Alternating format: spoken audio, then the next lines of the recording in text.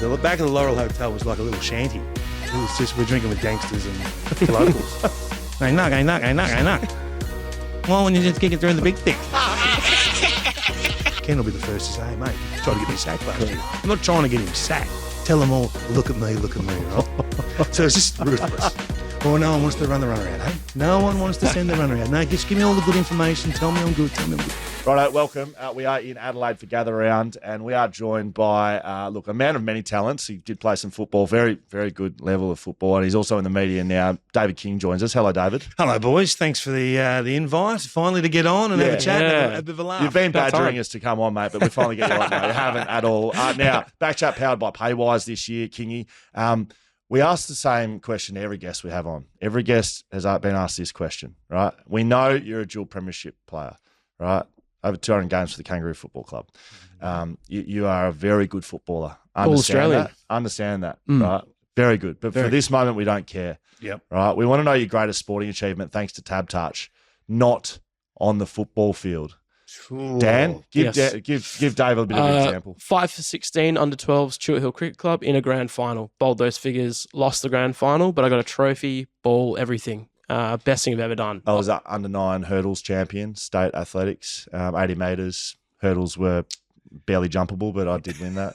Look, I'm actually not that good at anything. We've had poker players. Pigeon racing. Sean McManus, champion pigeon racer. Well, I can tell you a story, and Simo, your great mate, can verify this. I'm more of a punting champion. Great. Mad Monday Eve, I think it was 2000 or 2002. It was back that stage. Got sitting with Adam Simpson, Shannon Grant, Matthew Burton. Yes. I don't know if you've had them on. Got dealt a straight flush, 25 grand. Wow. Got dealt a straight flush. It was the most beautiful thing you've ever seen. 9, 10, Jack, Queen, King of Diamonds. The dealer just lined them up in a row. So a straight flush is en suit and in order. In sequence. Yeah. If it had been ace high, it would have been 250 grand. Was that a royal flush? It would be a royal flush. Jeez. So I was one off that. Were you on a footy trip, did you say? It was the night before. It was pre-Mad Monday drinks, which is a bad idea anyway, right? It was about 4 a.m. I'll give full honesty, full disclosure. The theory was, right, if you go home, it gets to that awkward stage. If you go home at 3, you got to be back at 9. So you can sort of lose yourself in the 1.5 hour sleep you get when you get home. So often we would just punch through and try and ride out through Mad Monday. So we had that awkward stage where something needed to happen. Yes. I remember the dealer saying, because they'd turn the cards over. I knew I had a flush. I didn't know I had a straight flush, right? And the guy goes, mate, you've won heaps. And with sheer arrogance, 15 beers deep, I said, oh, mate, I thought you said heaps. That's only 25. The dealer didn't talk to me for about half an hour after that. That's good. Good fun. No, that is But huge. sporting-wise, mate, I have a go at everything.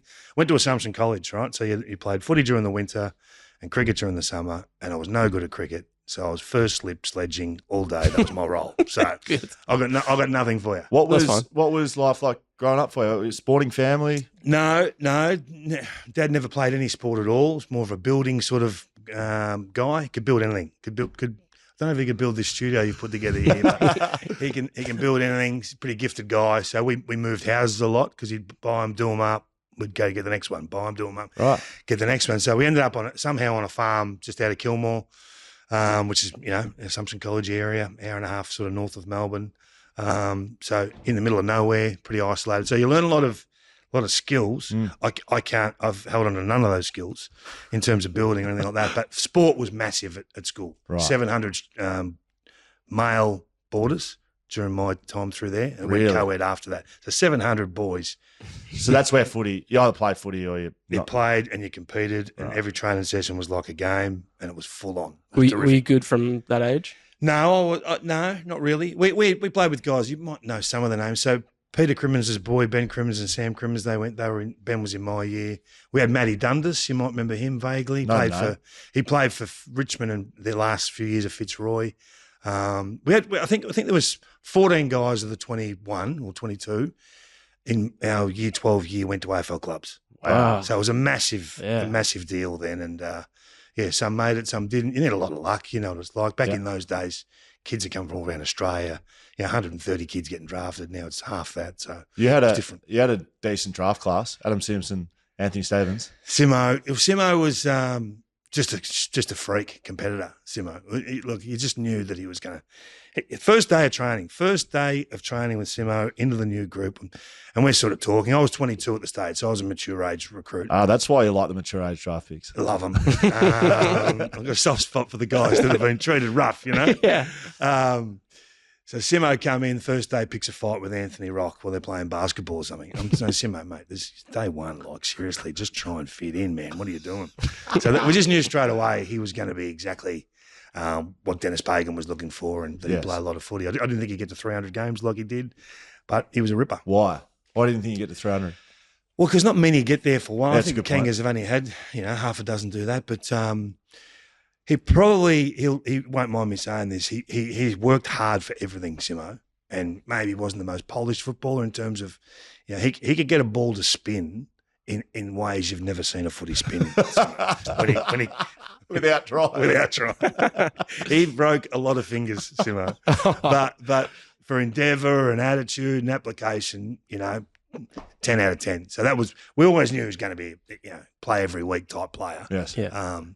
He's a ripper. Did you think he'd be a coach? Because some guys, in their career, they're like, always knew they were going to be a coach.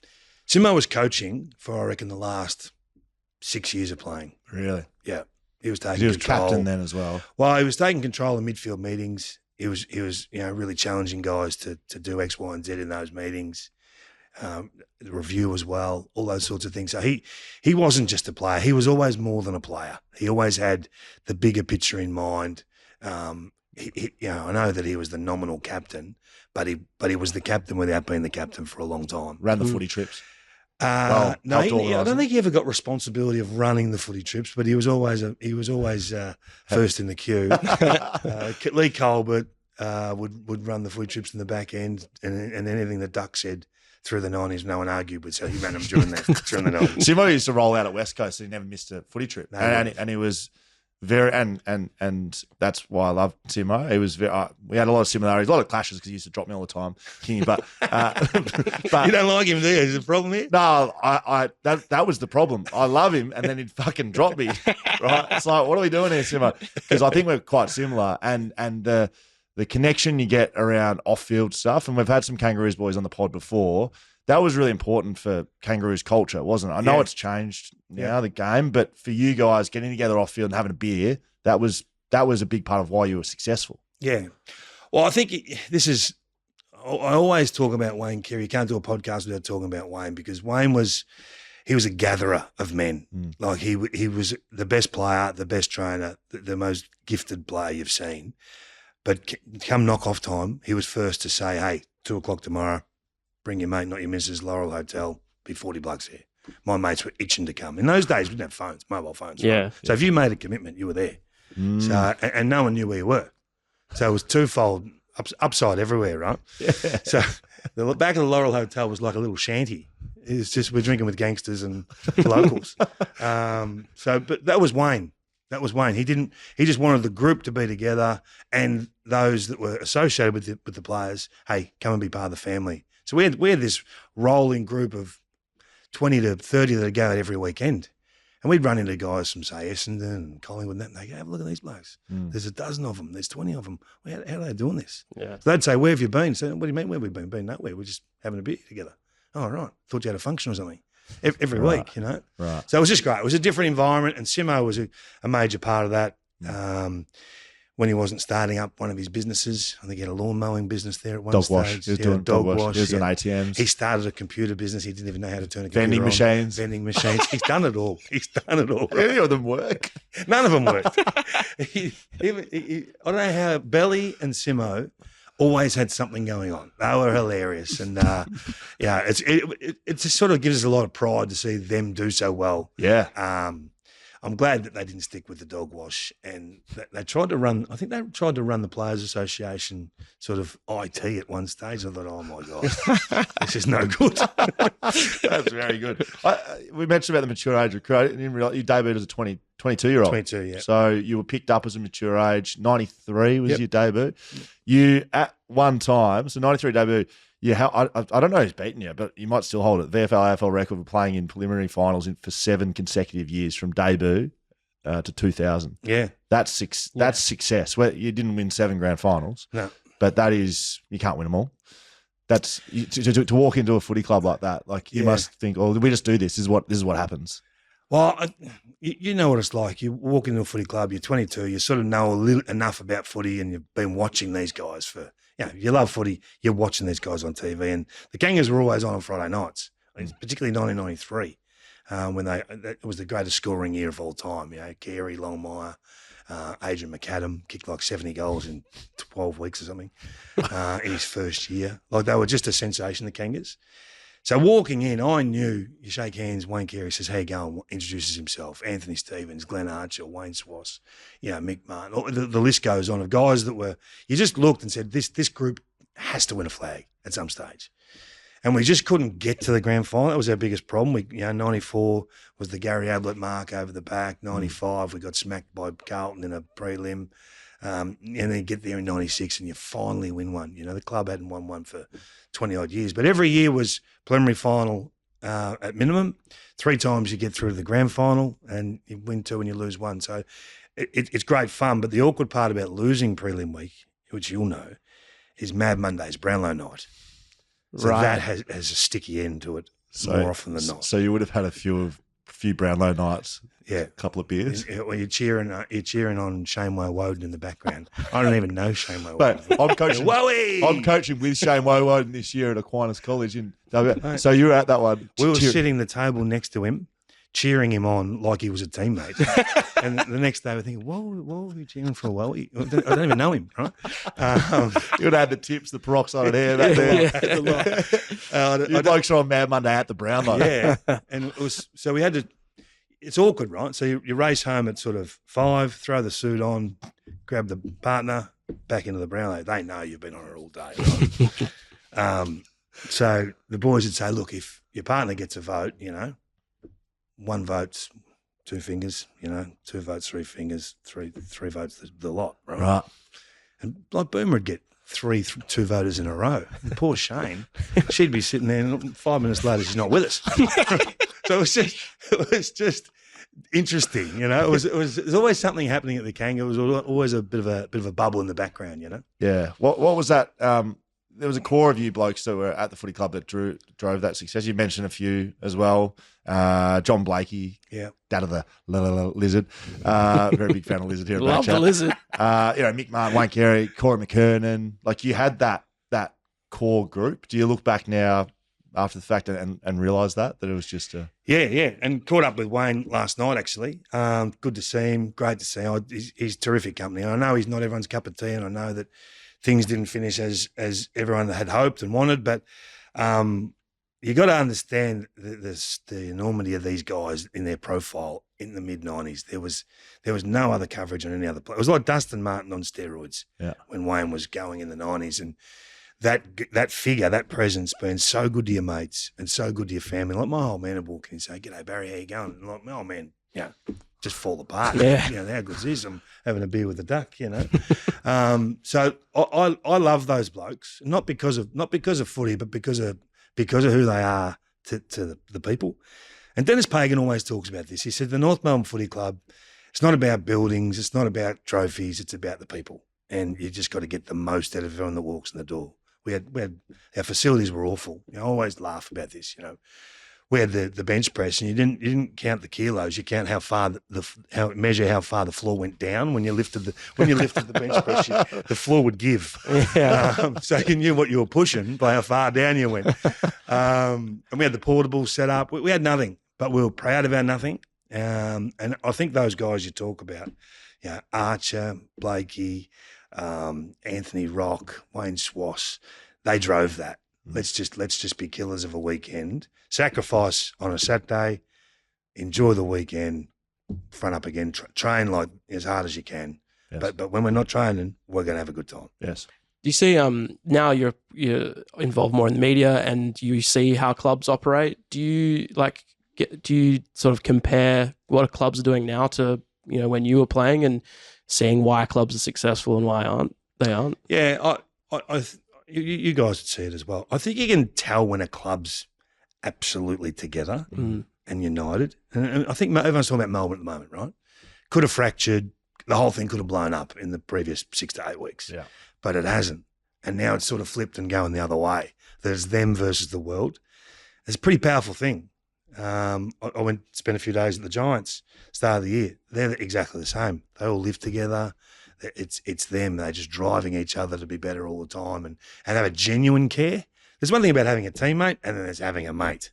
And I think they're two different things. Some clubs, I reckon, they come and play footy, and some clubs come and live it, come and embrace the family side of it, and they're generally the ones when you're looking for that 1% preliminary final night that they find it. Can't fake that, can you? No. And it's literally the age of, like if every team could just have that they would. But teams, Melbourne will fall out of that. Collingwood, they look like they're connected, but they'll fall out of that. It's always interesting because I couldn't agree with you more, but it's something that teams are just striving for constantly. And it's like, well, what's the answer? How do you get it all the time? It's hard. Well, it's very hard, and it takes a few years to build. So when you get a young list, it's start again with all that stuff because it's got to be theirs. It's got to be authentic. It's got to be real. So look, I think probably the poster boy for that's Damien Hardwick, and in a lot of ways Trent Cotchin. They got smashed through the 2014, 15, 16 period, and then come out the other side and said, stuff the footy world. This is what we're going to be. Embrace the fact you're not perfect. And they did those honesty sessions, the Triple H sessions. Yeah. And everyone just spilt their beans. This is who I am. These are my problems in life. I'm living with this, and this. I need your help. And they all did it. And they all said, well, hang on, if he's prepared to tell me that sort of stuff, well, I'll share this. And all of a sudden there's no secrets. They have a deeper understanding of what everyone needs outside of footy, let alone inside of the game day experience. So you're right. You can't fake it. And when you got that, it's bloody powerful. Dennis Pagan. Spoken to a few of your former teammates. Everyone's sort of got a bit of a Dennis feeling and maybe a story. What was he to you as a coach? What was he for the group? And any favourite Dennis yarns for us? Oh, there's 100 Dennis yarns, and he denies all of them. He sounded like a brilliant coach. Yeah, just a motivator. He had all these little one-liners all the time that he says that he got from his father. So Dennis had a way of, when you were going really well, pulling you back and shit-canning you back into the group. Right. And when you were going poorly, picking you up and making sure that the group was sort of just balanced as it could be. But in those periods, we'd play state footy, right? There'd be sort of 8 of us go off and play state footy. It wasn't 1 or 2. It was half the team. Right? You play on a Tuesday night or a Wednesday night. So you'd be in South Australia on a Wednesday night playing a game, but you'd have to do, say, a couple of weeks training, the extra sessions, and as soon as it finished, I remember Dennis vividly saying this to me, you just rap to get the opportunity. You got a state jumper, you get that vindication that you're actually that level of player for that year or that time. And I remember going to train the next day and you'd be doing your stretches and the young blokes would be saying, oh, mate, how was it? What's he like? And you're just talking about the experience, like you'd all do. And Dennis had walked to the other side of the group. Where's David King? Where is he? He knows exactly where you are, right? You're 30 metres that way and you have to put your hand up. Yeah, I'm here, Dennis. And he says, oh, there he is. Have a look at him, size 8 hat, size 12 head, like stuff like that. And the group would piss themselves laughing, right? I remember there was one time end of 97, so you have your first good year, and you get recognised and you get invitations to things like the Brownlow and the Australian and those media awards. So you might get, say, 10 invites. You don't know what you should and shouldn't go to. Yes. So I remember going into Jeff Walsh. Yes. Saying, Walsh, I just don't know what I'm doing here, mate. What do I have to go to and what don't I go to? He said, well, go to this one, leave that, do this, do that. I'll follow up these ones for you, blah, blah, blah. So you just don't know, right, as a player. Anyway, we lose the prelim to St Kilda. And in the post-match, Dennis is going around. He reviewed everyone live after the game, Thought you this today, son. Thought you that. Thought you very good today, or whatever, He got to me and he said, you know what? He said, ring them all. Ring them all. Go to every function you like. Tell them how good you are. Tell them you've arrived. Tell them you're the reason we're here. Preliminary final week. You know what? Go to the lot. Wear the hilarious suit you've got Brownlow night. Tell them all, look at me, right? So it's just ruthless. This is straight after the game. Straight after the game, the boys would be pissing themselves in the background. You'd walk out of the room, they'd just fall on the floor laughing, right? So for the next 3 days, the boys would, hey, look at me, I've arrived. You walk into a pub, here he is, look at me. So the intention of what Dennis is trying to do, all the players deliver it. Yes. So it just pulls everyone back down and just hilarious. Just, I remember one night, I'll give you a quick story. Shane Clayton, one of my great, I love Shane Clayton as a player. Just an honest, hard worker, run all day, had been at Fitzroy, had been at Brisbane, come to us. A role player that you'd call him these days. But we were going through a patch where Dennis was bringing the kids on, but if they made a mistake, he's dragging them, belittling them on the phone. They sit on the bench for 30 minutes. And all the young kids just lose confidence. So then it's become really hard to win games because we had the best player in the comp, but everyone else was sort of slightly challenged to do more. Anyway, Wayne said, I think we need to go and see the coach and just sort out what he's doing with the young kids. And we're going, this is not a good idea. This is not good. Anyway, we go, yes, just come in with me, guys, come with me. So we go in. Doug says, Dennis, I think what we need to do is no messages. Just let the kids play, right? If they make a mistake, I don't know, just wear it. Just for a couple of weeks, get them going again. He goes, you know what, son? I'll tell you what I'm going to do. I won't send the runner out as long as they acknowledge to the box that they've made a mistake. Right? So we're thinking, walk out of the meeting, we're thinking, this can't be good, right? So Dennis gets in front of the group and says, boys, no runners anymore. Just play, right? So in those days, the coaches' boxes were up underneath the southern stand sort of sign. Right. So to acknowledge the box, it might be, you almost got to find them, you know what I mean? Anyway, first week we go, 3/4 time, we're 5 goals down. Dennis can't send the runner out all day. He's like, you can feel him bubbling, right? Wayne would go crazy in the last, we get over the line, can't say anything. Next week, 5 goals down, 3/4 time, Wayne would go crazy in the last, get over the line, Dennis can't say anything. Third or fourth week, right?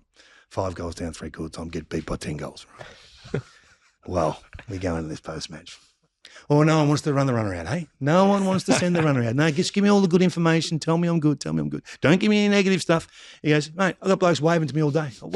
Running down, I've got Shane Clayton running down the wing doing this all day.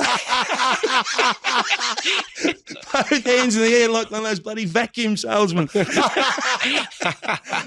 boys laughed. We've just been beat by 10 goals and we're pissing ourselves in the meeting. And we walk Shane's in the meeting. Everyone's in the meeting. Shane's the post-game. Poor Clates are sitting there. As if you don't crush a bloke's confidence. It's a blow-up. So we leave that meeting. You can imagine the next 3 or 4 days, Clates, everyone's just walking around doing plates, So he had a great way of getting us to work against the problem. But it was just so funny and just so raw and real all the time, I'm just imagining Scotty Clayton rocking up to Mad Monday as a blow-up sales guy, rolling in. That's very good. Talk to us about the flags, mate, and maybe, in between, a loss as well, the 98 loss, that period of time to be in 3 grand finals in 4 years, incredibly successful. What's it like, that first grand final? Like you'd been to the well a bit, prelims, that sort of stuff, and then you get it done. What's the feeling like when the siren goes? Everyone's I'm probably a bit different. I reckon when you're an inexperienced player, you're just hoping your man's not best on ground. I reckon that's the starting point. Yeah. That I'm nervous that what's the other bloke going to do? So as soon as you sort of get through half the game and you're like that, you're okay, that he's not doing it. So that's what you were like in 96? I reckon, yeah. And then you've got the best player in the comp. It's an half forward, and you just got to get the ball somewhere near him. Really, it's pretty simple. Our whole game plan was quick and direct to Wayne, right, and get out of the fucking way, right. Let him do his thing. So we knew we had that, and we had to get a flag. So there was always pressure on to get that flag. So once we got, I think 96 was more relief than a celebration. That the previous 3 years we'd run aground, but now it's here. We've done it. So a club that hadn't had success for 20 years, gave the fans something to celebrate. We're a pretty small supporter base, it's almost like you sort of know them. You feel like you know the fans. So it was awesome. 99, I reckon. 98, when you lose it, $1.10 going in, just should beat the Crows. Right. and they have a couple of guys just go crazy. Is that Jarman? Jarman and McLeod. McLeod was unbelievable out of the middle. Just kept winning the ball. Just couldn't stop him. He's had one of those days. Yes. And we had a few down. I didn't get a kick. A few of the others didn't get a kick. And you root. You're thinking, Jesus, we've blown that one, And then we probably weren't but we were clearly the best side 98 and didn't win it. And then 99, Essendon were the best side but didn't get there. So when we got there, it was Carlton who'd played their grand final the week before. Yeah. And that was probably more of a celebration. Shit, now we've got two, Then we get Lee Colbert in the 99. We think, shit, we're going to win another one here in 2000. Stole him from Geelong. I was a Geelong fan growing up. There you go. And you just never get back there. Yeah. So it's funny how it works. When you think you're going to be good, you're not. And when you're sort of around the mark, you need a little bit of luck. I watched this because I was a fullback for most of my career, and I remember this moment being a Geelong fan too. That was it, 94, 95. The Mick Martyn Ablett in the goal square, one hander. Was that 94 or 94? Yeah. You play that game? Yeah. So, given how good Mick was as a defender, right, and as a fullback, you live and die by the sword. Basically, he probably won that day, especially. He probably won, 20 contests and lost one, and it was that one. Did that affect him? I know a lot of your teammates, and he was a real, lover and a great mate of everyone. But like, to have that moment effectively define the game, can you remember that? I always think about it because it was like etched in Geelong history, right? The game's on all the time too. Correct. They play it all the time. It pisses you off. Was it one of those ones you were able to laugh at all, like down the line, or like I can just imagine fullbacks I played with, like you'd never talk to Darren Glass about a moment like that ever again. You just wouldn't bring There's it a up. couple of things with that. So you talk to Mick, and Mick will say, who do you play on? Tell us who you play on Mick and how hard they are. Arch would do this all the time. We have a young player come in, and he'd just crank Mick up, and he'd say, ask Mick, who's his toughest opponent? Mick sort of had half a spiel, It was like just press play. Next 30 seconds, he's done 100 times, right? He goes, Dunstall, very tough Dunstall. He's very fast out of the blocks. Why does everyone have the impression? Play on Modra, sit on your head. You think you got him covered. Next thing you know, he's up on your head, taking the mark of the year, right? Lachlan, very good kicker. Give him 5 chances, he kicks 5 goals. And he just goes through Kernahan. He goes through a lot, right? But this is a bit of a sports night one, right? But that's good. That's what we're here. So when you lose a game like that, right? That was my first year. So Mad Monday at Ducks Pub at the Redback there, 8 till 10, coaches are there, so you got to act really sad, right? 10 o'clock, coaches leave, so you start turning on one another. That's exactly your fault, right? And it loosens up a little bit. 12 o'clock, some of the nurses from across the road are knocked off, they're rolling in. 3 o'clock, the tradies are rolling in. 4 o'clock, the joint's packed, right? And then just from the back of the bar, joint's full on music off. Hey Mick. Yeah. He says, why wouldn't you just stand on Gary Ablett for one more fucking minute? Who says this? Duck. We'd be playing the grand final. The whole bar laughs, right? People wouldn't even know are pissing themselves, right? So everywhere we went for the week, Duck did the same thing, right? And it was like, how funny is this? How crazy are these blokes, Anyway, 4 years later, we lose the 98 grand final. We kick 7 goals, 25 or something. Don't know the exact score. Anyway, same thing, Mad Monday. We've just lost a grand final, so it's a bit different. 8 to 10. Coaches are there. As soon as they leave, your fault. Turn to each other. 12 o'clock nurses, 3 o'clock tradies. And just from the back of the bar. I knock. Why wouldn't you just kick it through the big sticks? He waited 4 years. I would have thought about it every day. I secretly reckon he was hoping for Duck to miss goals. He wants to lose credit. Oh, I've got this motherfucker there. Oh, that is brilliant. Why does everyone have a Mick Martyn voice impersonation? Everyone I've ever spoken to does Mick's voice. Oh, it's hilarious. He's one of the great guys, Mick. He's a seriously intelligent dude. He's an engineer. He makes bolts for tanks or something. But yeah, we just love Mick. We do. Everyone does. He had the worst job, mate. Can you imagine being fullback in that period? Yeah. Against those blokes you just named. No help. Yes. No help at all. No pressure, probably. No pressure. Loosest midfield you've ever seen. Right? And the highest scoring phase of footy in the world. 93. It's a shootout. It's a shootout. Right? And you blokes knew you'd win the shootout, so you were happy with the shootout. We wanted the shootout. We got the best centre half forward in the comp. Why wouldn't we engage? But there's a cost to that, and it's the bloke at full back. And the fact that he sort of used to repeat himself a lot and have a different voice was just perfect for us, Hey, look, can you just stand here? Lovely, bloody brilliant. I want to move towards the back end because we don't have forever for you, Kingy. You retire end of 2004. Yep. Did you feel what did you feel at the end of your career? Did you feel fulfilled? Did you feel should have done more? Happy? What was it? No, I had a ball. I just love the fun of footy, like playing the game, and it wasn't a job for me really. It got really serious towards the back half of the career. But when we first started, it wasn't for money. It was just for an opportunity to play the big league, see where you fit, if you're able to play or not. And then once you work out, I'm part of the group, and then you have some success, I was happy. And it was never really a challenge of money or anything like that. So we always worked. We had a full-time job through till about 99, 2000. And then we'd train after hours, 4 o'clock training Monday, 4 o'clock training Tuesday and Thursday. I can imagine that now. So we were really we were part of the public. So it was a different time. And I do think these young players coming through now miss that. They become part of the general public at 30, and it's a challenge. For me, it was great. I loved it. And I probably didn't know what I was going to do because I had a really good job at Bowen's Timber, one of the sales managers there, and just loved that job, but had to give it away to go full-time footy when you're, say, 29. So it was a bit of a challenge, Then you're out footy, 32 years of age or whatever. So I tried coaching. I went to Richmond for 3 years, I reckon it was. 05 to 09? Punish. Under Terry Wallace? Yeah, it was hard work, under-resourced. Everyone's doing 2.5 jobs instead of their own just single job. No success. For whatever reason, everything we tried didn't work. And when you're an assistant coach, you don't work any less hours when you win as to when you lose. Tempted to stay in it, and I just thought, you know what, this is going to be a 30-year journey to try and get an opportunity to coach. I'm just not sure I got it in me.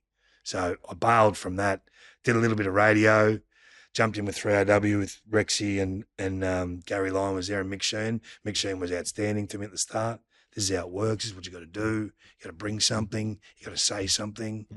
You're not a Lee Matthews, Wayne Carey, Nathan Buckley, Gary Lyon level player, so you're going to have to do more than the others. So you try and find a niche. At the same time, things sort of lined up with Champion Data trying to get going in the business. There was Champion Data and a joint called Prowess, and they were trying to vie for the AFL business. Right. And I took the Champion Data slant and sort of tried to fashion that into what was real and in a coaching sort of sense. And I probably lucked into a niche. And have just tried to drive that ever since. It's interesting. The transition from footy player to media, I've done it a little bit. And I remember your mate and my mate going into Simo's office towards the back end of the career, and he said, what are you going to do with yourself after? I studied a little bit. I always talk about this. Did about 18 units for a law degree, and then thought, this is stupid. What am I doing this for? And tried lots of things from my career. And I remember being in Simo's office. And I've just thought of this while we're chatting. And I said, Ma, I wouldn't mind having a crack at media. I've been doing a lot of media and think I'm pretty good at it. And he laughed. He said, so mate, don't do that. I said, oh, why not? He's like, mate, it's too hard. He's like, there's only one bloke I know personally that's been able to do it. It was Kingy. And he mentioned you. He said, mate, Dave King's done it.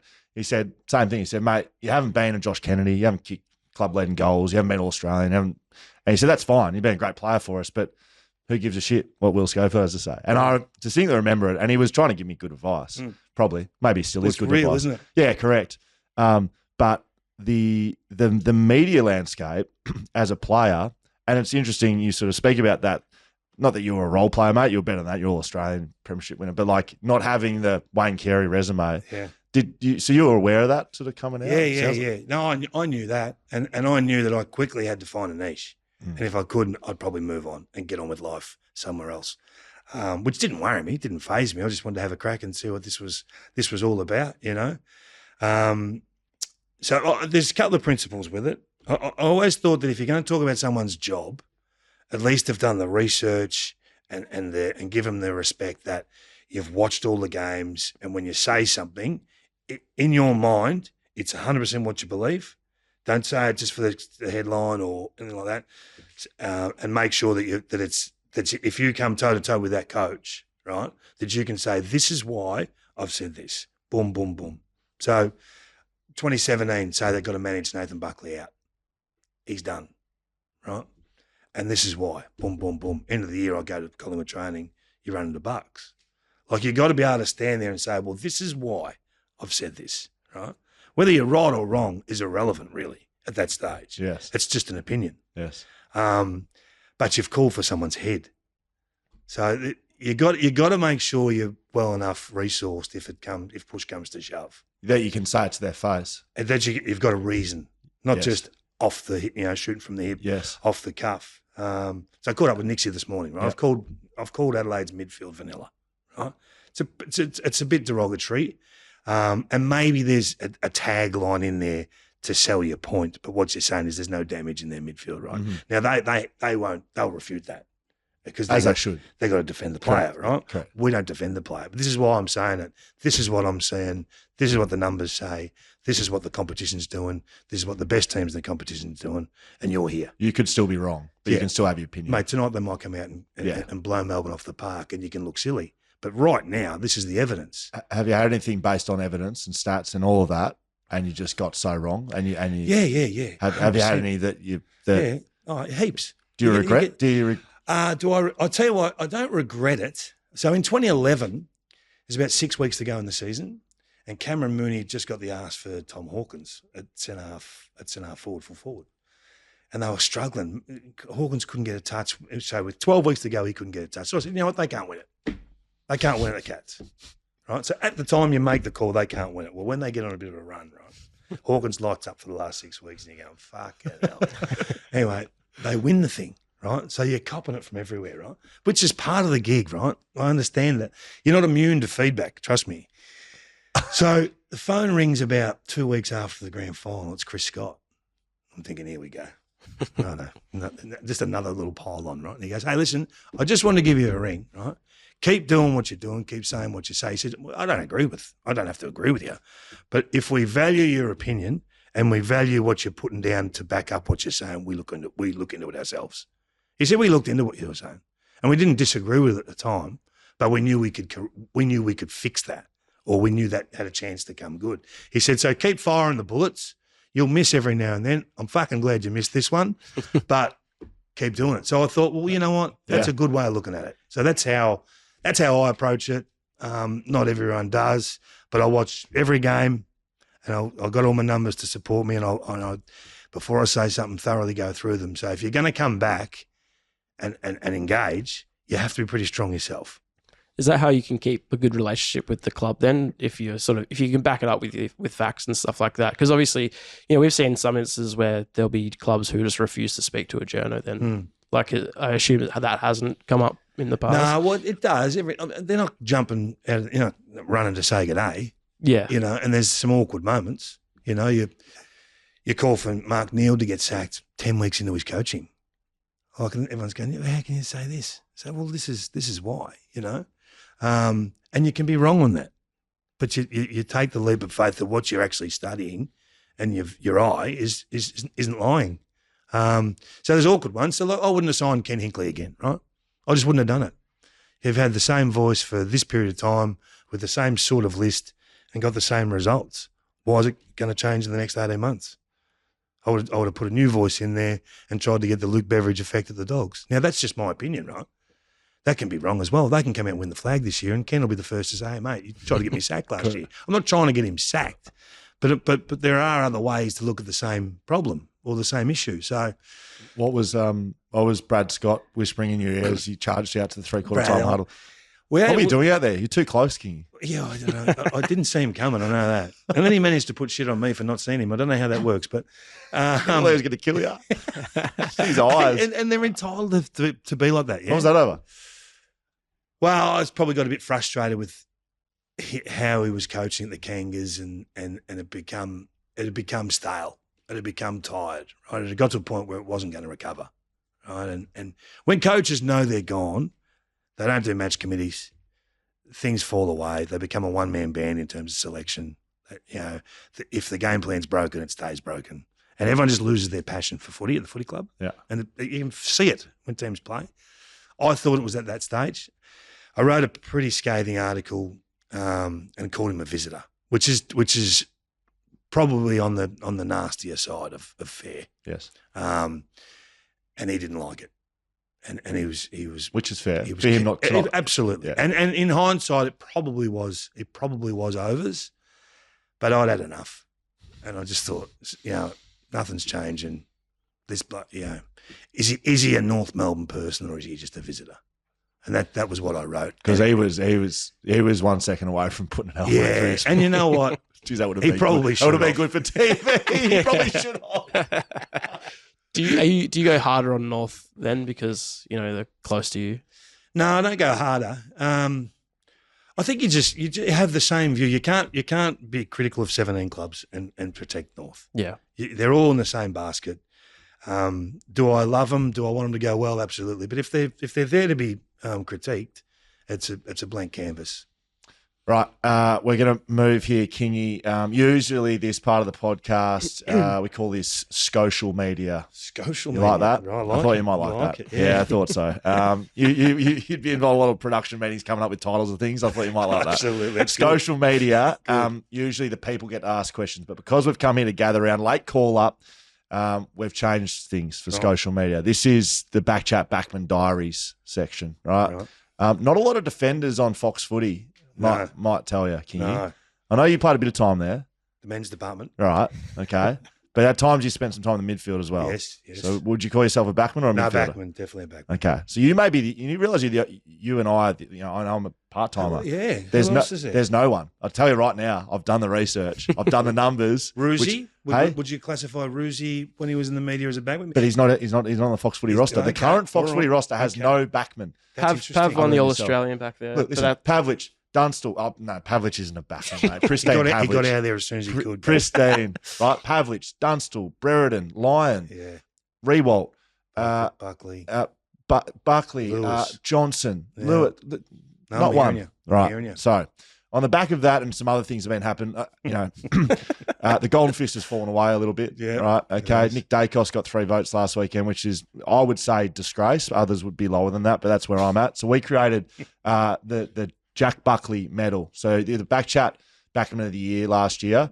Jack Buckley won this. Slide it over to King. No, just give him a look. Give me a look. That was a fucking awful slide. Thank you. So this was awarded to Jack Buckley for 2023. Yeah. It was coined by the Perth Mint. It is the Jack Buckley medal. So now we have the Coleman. She's hard to get out of Yeah, I here. just leave her in there. Jesus. The Please, Coleman, No one's winning this. the Brownlow, the Norm Smith, and the Buckley. Okay? Righto. Right. So the Buckley goes I don't mind to it. dour defenders, role players, guys that get the job done, right? Win contests. Yep. Not skirting around getting handballs. Yep. Right. Okay. So on the basis of that, I want you to tell me your current favourite defender playing AFL right now, and I need defenders. Mick Martyn, great player, West Australian. Yeah. Can't be having 44 and being on this list. I want your favourite current AFL defender. I'm not going to give you the boring ones that everyone will give you. Thank you. They give you the Thank Sam you. I didn't know, Taylors expect and all those nothing less. sort of guys.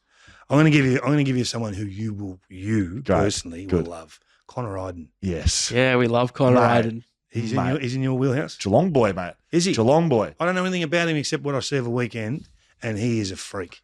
Doesn't get beaten, plays on them all, gets involved on the way out. I think he's an unbelievable talent. They got a back line up there to die for, really. Correct. The Giants, but he's still asked to do a lot, and I think that he'll vote heavily in your award. Look at that. So Kingy knows. He's We bang knew on. Kingy would know. Right. Yep. Connor Iden, great selection. Second part of this, Kingy. I want you to reflect on this statement. Forward sell memberships, right? People come and watch them kick goals. Mid-sign sponsorships, where the money's at. But backs win premierships. True, false, thoughts and feelings. Look, not from my. I told you, Mick had goals kicked on him every week. Duck was winning flags at the other end. I can't subscribe to that. I can't. Why not? I can't. Backs win premierships, mate. No, you know that shit. Even when you're saying it, you got to score, man. The game's changed. I expected nothing less from the Fox It's- Footy department, no. right? And you call yourself a backman. I'm a backman, but I was You're a not. loose backman. Yes, exactly Very right. loose. So you're not. Yeah. You're not a real backman. Not to the core, no. Oh, that's very good. I like it. And last one, defender diary. I want a backman story. I want it could be a teammate, an opposition. You know, was it some tactics you saw from backman back in the day? Was it a Mick Martyn story on field? I want a backman story on field from back in your era. Mick Something Martyn stands out as? I'll give you one. Thank you. We played a game at Marnica, which was one of our home grounds back in the. We had about 5 home grounds. We tried everywhere. Right? We had Sydney as a home ground there for a while. Perfect. We had Canberra as a while. We had Tassie. Couple of racetracks. You're probably playing in the middle. Everything, right? And we turned up to I reckon it was a pre-season game, and it would have been 40 degrees, and we played the Sydney Swans. And we got on the bus to go to the venue, right? And Mick got on, and he looked like one of those Oompa Loompas. He had that orangey look. Everyone's sort of thinking, fuck, something's different with Mick. Mick all right, you know? Anyway, it took a while.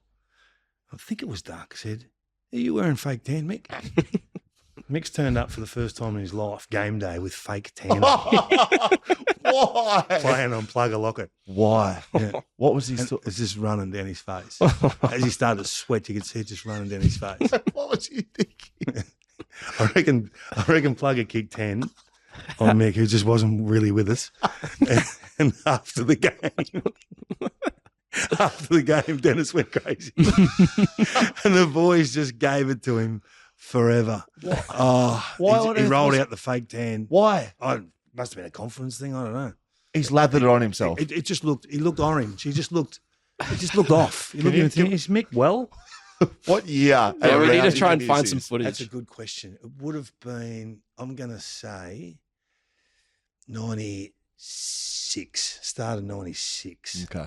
It might have been 95. At Marnica. At Marnica. Right. Definitely Marnica. Okay. We're going to find. Because after the games at Marnica, that little quadrant. What's it? I don't know what it's called. I'm trying to watch it in the Bruce Lerman trials, but there's a spot. There's a spot where there's about 4 bars in one little section. That's where we used to go after the game every time. And the Swans boys come back this day, and they were in raptures. They couldn't believe it. Mick's turned up.